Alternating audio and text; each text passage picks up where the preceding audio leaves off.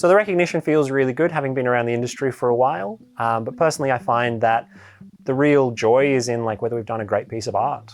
Genesis is the most singular artist that I've ever worked with, and he kind of arrived fully formed, knowing exactly what he wanted the project to be, and we just trust in that vision and follow him basically.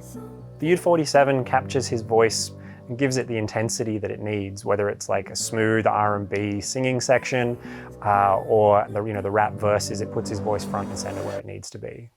So the biggest change in the industry in 2024 has to do with the way that projects are run.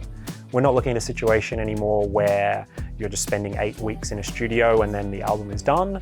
People have the opportunity to work at home or out on the road or in another country if they want. And what that means is there's like a creative freedom to be able to choose the moment where you're most inspired to get that amazing performance that maybe didn't used to happen when you said it had to happen today, because that's the day we've got the studio booked. When people are recording at home, they often ask, well, what should I be recording with? And the first thing I always recommend for them is a Neumann TLM 103.